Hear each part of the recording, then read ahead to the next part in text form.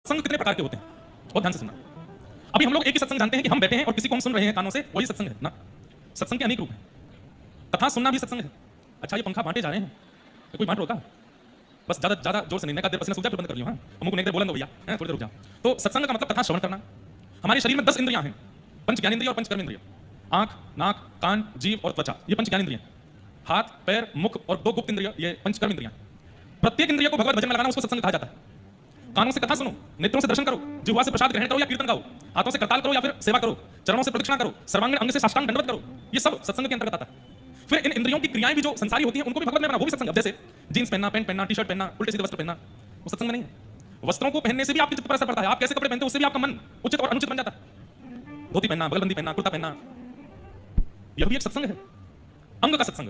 अब जींस पहन करके अगर व्यास मंच पर हम बोलने लग जाए तो कितना अटपटा लगेगा, कितना अनुचित लगेगा। कोई बुराई है? फटी हुई यहाँ से फाड़ दें, यहाँ से फाड़ के उसको पहन के आ जाए, यहाँ पे आके बोलने लगे, चेक की टी-शर्ट पहन करके और यहाँ प्रवचन करें, कोई बुराई उसमें? बुराई तो नहीं है, लेकिन वाणी का प्रभाव नहीं होगा और प्रभाव से भी ज्यादा किसी के ऊपर असर ही नहीं होगा, कोई परिवर्तन ही नहीं होगा यदि वस्त्र बदल करके बोलने लगा तो। वस्त्रों का भी अपना एक स्वरूप होता है, तो वस्त्रों से भी सत्संग होता है, भोजन से भी सत्संग होता है। हम क्या खाते हैं वह भी सत्संग के अंतर्गत आता है। हम कुछ भी खा लेते हैं, कहीं भी खा लेते हैं तो वो गैर सत्संग है।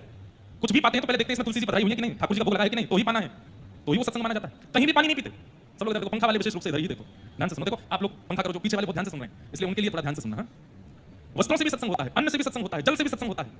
व्यक्ति जिसका हम संग करते हैं उससे भी सत्संग होता है। हम कुछ नहीं खाते, हम कुछ नहीं पीते, हम कुछ गलत नहीं करते, आप जिसके संग 24 घंटे रहते हो वो खा लेते, वो पी लेते, वो थोड़ा कभी कभी जो है उल्टे सीधे काम भी। ये तो वही बात हो गई, चोरी किसने की? बोलो उसने की, तुम क्या कर रहे थे? मैं केवल देख रहा था। तो भाई दंड थोड़ा सही तुमको भी मिलेगा।